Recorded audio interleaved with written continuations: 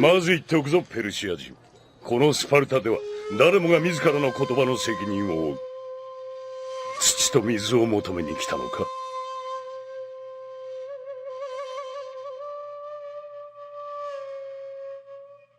こんばんは、本部長。進軍すれば大地が揺れ、その数の多さに川さえも飲み干す。クセルクセス王は目をつけた者全てを征服し支配する。俺はお前を殺したくなんかない。お前がいなくてどうする？またマフィアの金でもくすねるのが嫌だ。余計なお世話だって言ってんだ。いい加減にしろよ。男色にふける者がそれだけの度胸を見せたのだ。ここは我々スパルタ人が。ああ、なら真実を知るにはそれを破らなきゃ。今夜お前は自分のルールを破るかな。Então, o que vocês acabaram de ver foi uma representação 100% acurada de como eu me comunico com os meus apoiadores. Então eu recomendo fortemente que vocês se tornem um. Mas enfim, como eu já falei aqui antes, apesar do meu amor por cultura pop, há duas áreas que eu nunca consegui me conectar tanto quanto eu gostaria: o universo gamer e o universo otaku. Agora, com games a questão maior sempre foi o preço dos consoles e jogos, que colocou uma grande barreira entre mim e essa área da arte. Agora, animes, o grande problema pra mim foi mais uma questão de falta de interesse mesmo. Mesmo eu tendo crescido vendo vários animes na TV, como Dragon Ball Z, Naruto, Death Note, eu nunca me interessei pra ir atrás deles e tentar de fato ver a obra em sua completude. Seja pela quantidade de episódios de várias dessas séries, ou de um puro preconceito. O ponto é, eu nunca fui um otaku, mas sabia que com o Apoia-se e os inscritos podendo selecionar os temas dos vídeos, mais cedo ou mais tarde eu teria que, enfim, ser introduzido nessa fascinante parte da cultura pop. Então eu os apresento Zero Experiments Line, o primeiro anime que eu assisto de cabo a rabo. E eis aqui as minhas impressões. Eu sou o Sr. Balcão, você está no Balcão Pop, esse aqui é o quadro Série das Séries e vamos pro vídeo.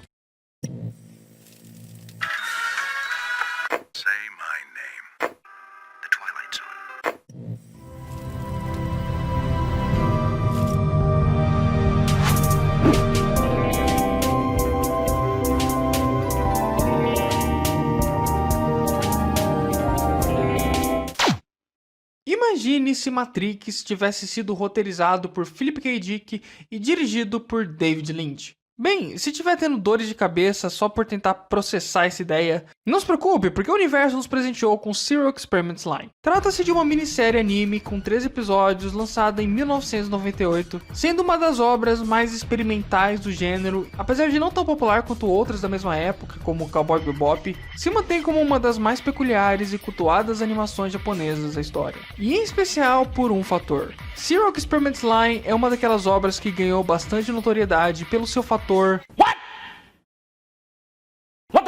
ou seja, aquele tipo de obra que parece propositalmente complexa e difícil de entender ou digerir. Do mesmo nicho de outras como Evangelion, Truth Mask Replica, Donnie Darko, 2001, HQs do Grant Morrison, ou quase todo o catálogo do David Lynch, em especial Twin Peaks e Cidade dos Sonhos. Então, por ser uma obra famosa por sua difícil compreensão, eu fiquei em dúvida sobre que aspecto dela meu vídeo deveria focar mais. Uma crítica rápida e objetiva, evitando spoilers?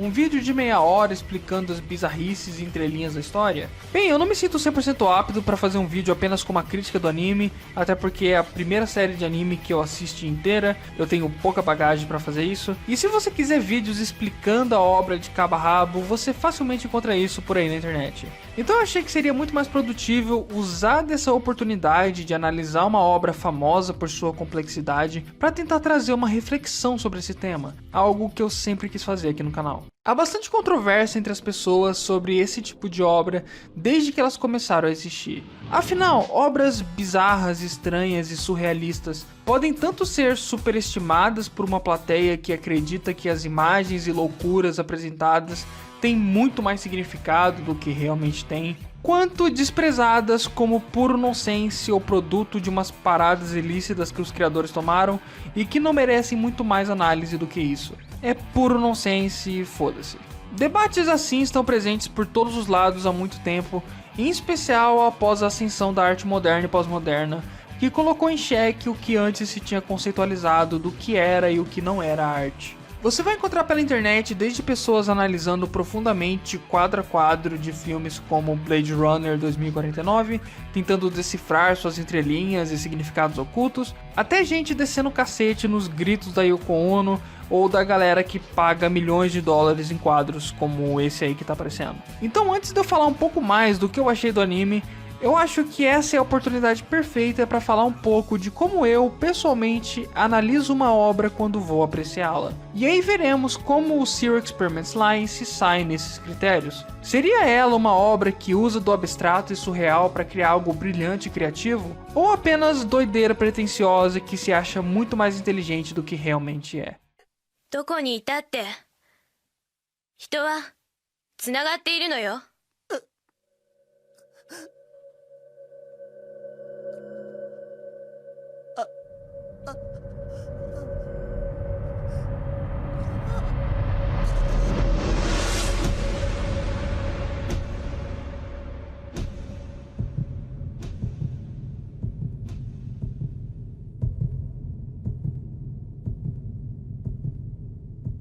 Pois bem, eu costumo dividir as obras que eu vou analisar em 3 camadas: a superfície, o significado objetivo e o significado subjetivo. Na superfície, o que está em consideração é o valor de entretenimento da obra, seja na sua capacidade de ser engraçada, assustadora, triste, instigante, enfim. É basicamente tudo aquilo que o espectador consegue capturar da obra, independente de tentar compreender ela ou não. Já o significado objetivo é a interpretação correta que se pode tirar de uma obra, ou seja, o que os autores dela quiseram transmitir ao público quando a fizeram. E o significado subjetivo é o que há na obra que pode dar espaço para que o público fique instigado em procurar novos significados ocultos ou interpretações mais peculiares e não usuais da obra, mesmo que não necessariamente correspondentes ou próximas do que o autor originalmente planejou. Em outras palavras, dá uma viajada quando for analisar alguma coisa. Que é basicamente o que consiste 80% da profissão de youtuber de vídeo ensaio. Para fazer um exemplo desse esquema, eu vou pegar um filme que a maioria conhece e que tem bastante a ver com o anime que a gente está analisando hoje. Vamos aplicar esse método em Matrix. Na superfície, o que a gente tem é um filme de ação extremamente estilizado, com excelentes efeitos especiais, que vão provavelmente agradar a maior parte do público, independente de tentarem tirar algo da obra ou não. Mas claro, não é necessário se esforçar muito para compreender os significados objetivos do filme. Temas como alienação, destruição da Terra, analogias à caverna de Platão e Descartes, tá tudo presente de forma bem clara. Mas simultaneamente a isso, há outros elementos do filme, como certos diálogos da Oráculo e entrelinhas na história, que podem servir de material infinito para longas discussões filosóficas a respeito do que o filme se trata. Ou seja, o filme se sai bem desde a sua camada mais superficial, passando pela sua área de significado objetivo, e também abre bastante espaço para discussão no significado subjetivo também. Obras no geral não necessariamente se encaixam nas 3 camadas, apesar de que a gente pode forçar bastante a barra e tentar tirar interpretações filosóficas de absolutamente qualquer coisa que a gente já viu. Então a parte de significado subjetivo depende mais do espectador do que da obra em si. E justamente para mim, um dos piores tipos de obras que existem são aquelas que se debruçam totalmente na boa vontade do espectador de tentar tirar algum valor do que está sendo feito, mesmo que não haja nada ali muito profundo para ser analisado. Isso é bastante comum com estudantes de cinema fazendo curtas-metragens. Eles gravam 10 minutos de um besouro subindo uma parede ou de uma sacola em meio ao vento e espera que as pessoas assistam isso e pensem que ele é o novo Truffaut. Um filme não precisa ser muito profundo para ser brilhante do seu próprio jeitinho, como por exemplo Debi Lloyd ou John Wick. Enquanto filmes que se esforçam demais para serem intelectuais e complexos podem muitas vezes só ficar bem, como eu vou dizer isso? Chatos pra caralho. Acontece que se uma obra conseguisse sair bem na sua primeira camada e ser uma peça de entretenimento cativante, as pessoas vão naturalmente se interessar mais por ela e tentar decifrá-la ou procurar significados que nem estejam lá no princípio. I'd like to know about the meaning of the photograph with you and the wearing a Triumph t-shirt. What would you want to know about it?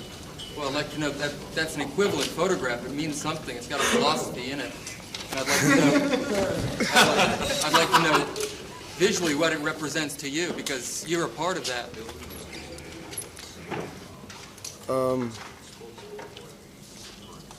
I haven't really looked at it that much. Enquanto se uma obra tenta ser cabeçuda demais, por mais rica que seus significados possam ser, simplesmente não desperta a curiosidade do público para tentar se aprofundar nela. Mas no meio da história do cinema, obviamente tiveram várias pérolas que conseguiram se sair muito bem nas 3 camadas. E essas obras sempre acabam sendo as minhas favoritas. E um exemplo perfeito para essa análise em especial é a obra de David Lynch. David Lynch, de certa forma, pode ser visto como o principal responsável por deixar o gênero surrealista cool. Os filmes dele têm uma capacidade incrível de que, mesmo que você não esteja entendendo porra nenhuma, ainda há algo neles que simplesmente nos hipnotiza. Seja a estética imaginativa e original, os diálogos absurdos, mas muito poéticos e estilosos, o equilíbrio entre cenas de ação e terror psicológico, ou a incrível capacidade de fazer cada cena de suas obras parecer algo filmado diretamente do sonho ou pesadelo de alguma pessoa. O Lynch é o cineasta que para muitas pessoas foi o responsável por abrir a mente delas do que pode ser considerado entretenimento. Porque isso é importante deixar claro. Quando eu digo que o principal de uma obra é o seu valor de entretenimento, eu não estou dizendo apenas a respeito de ideias simples de entretenimento que normalmente a gente pensa, como comédia, suspense, ação ou erotismo, mas simplesmente qualquer coisa que verdadeiramente nos capture a atenção e nos mantenha fascinado enquanto assistimos. Eu já vi usado do Lynch no meu vídeo sobre Westworld, onde eu cito a frase dele onde ele diz o porquê dele não explicar o significado dos seus filmes em entrevistas ou textos. Ele faz isso porque para ele o mais importante de um filme não é que a gente entenda o filme, mas sim que nós o experienciamos. A experiência de se ver um filme é mais importante do que entender o que está acontecendo. A influência do Lynch é visível em quase tudo de cinema e animação experimental surrealista feita desde os anos 90, então fica uma grande dica, mas a principal razão de eu trazer isso à tona é que o Lynch está justamente no meio termo que eu considero perfeito para qualquer obra que se propõe a ser bizarra ou what the fuck, porque o valor de entretenimento das suas obras surge da própria estética e atmosfera da obra, independente de obrigar os espectadores a procurarem vídeos de 40 minutos explicando o sentido das coisas. Mesmo que obviamente haja coisas ali para serem discutidas e decifradas, a obra sobrevive tranquilamente sem isso.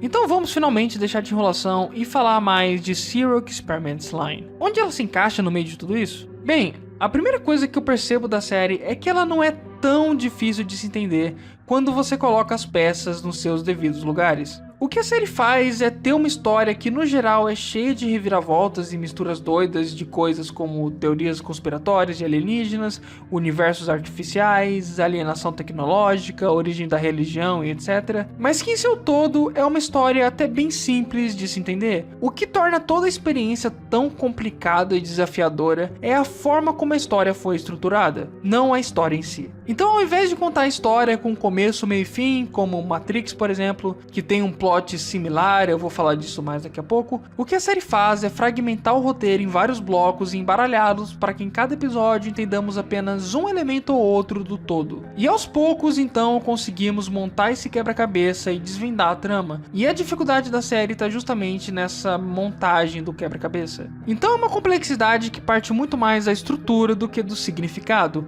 algo parecido com o que foi feito em Amnésia do Christopher Nolan, que se você pegar o filme e colocar ele em ordem, é basicamente um filme bacaninha de thriller policial. Agora, a estrutura de se colocar o filme de trás pra frente, como foi feito, é o que torna toda a experiência de Amnésia tão peculiar. Então para alguns isso pode soar um pouco como trapaça do anime, mas é uma forma bem válida e inovadora de se entregar uma história. Desmembrá-la, tirá-la de ordem, enfiar uns troços bizarros no meio e deixar que o público se autodestrua num caos descontrolado de porra louquice tentando entender o que caralho está acontecendo. Mas agora vem a minha maior crítica ao anime. Assim que a gente coloca as peças nos seus devidos lugares e entendemos o que está se passando, o anime perde bastante da sua suposta profundidade temática que parecia ter antes. Basicamente, na história, nós acompanhamos essa menina que vive numa família bastante distante, fria para dizer o mínimo, e ela é extremamente introvertida e antissocial, até que começa a se envolver nessa rede, que é como se fosse uma internet futurística próxima de uma realidade virtual, e sua personalidade se fragmenta entre a vida real e a vida virtual, ao mesmo tempo em que ela vai progressivamente se demonstrando como mais poderosa e capaz de transgredir as barreiras dos dois mundos e entender não apenas as engrenagens que conduzem o nosso universo, quanto o verdadeiro significado de conceitos como o amor, a amizade e a existência de Deus, bem como sendo capaz de alterar esses fatores. Eu não quero me aprofundar muito mais, porque senão o vídeo ficaria com 3 horas, mas essa é uma boa base sem spoiler para você começar a desbravar a obra. Apesar de todos esses temas estarem muito claramente retratados na obra, e o exercício de tentando desvendar os mistérios da trama garanta um fator de entretenimento do seriado, o grande problema surge principalmente da falta de diálogos, ou de diálogos melhor escritos. Ao longo dos 3 episódios de 20 minutos cada, não há diálogos ou interações o suficiente entre vários dos personagens-chave da história para que o espectador possa ter insights mais profundos e reflexivos sobre os temas que a série apresenta. Apesar de eu pessoalmente defender que quanto menos diálogos, mais rico uma obra pode ser visualmente, nesse caso em específico eu creio que tirou um pouco do potencial reflexivo da obra.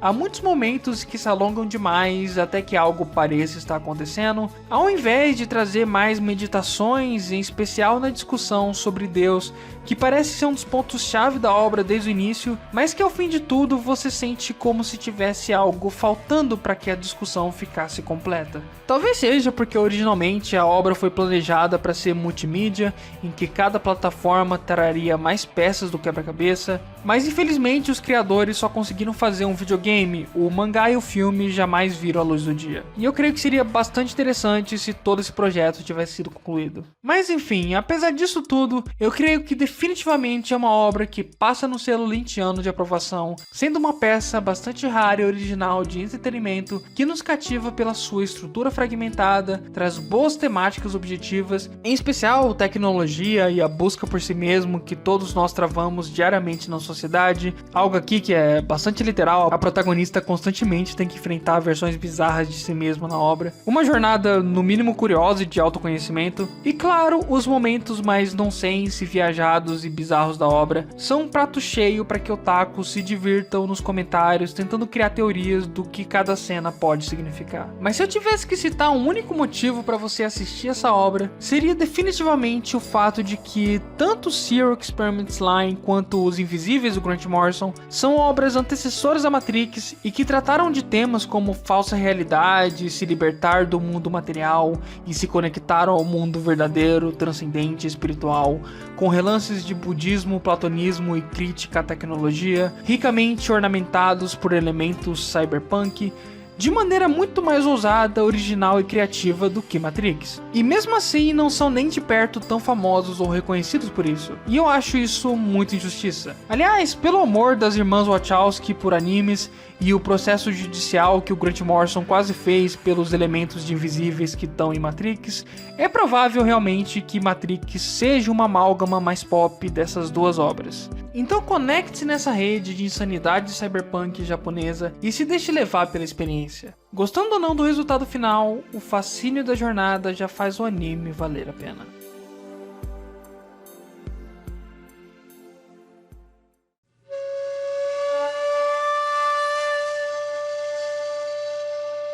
Kushinaは軽い火傷だそうだよ。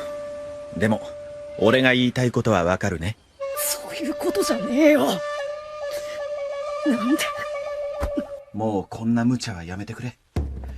出発の時、クシナと話したんだ。この任務が終わったら、君の常任願書を書きたいって。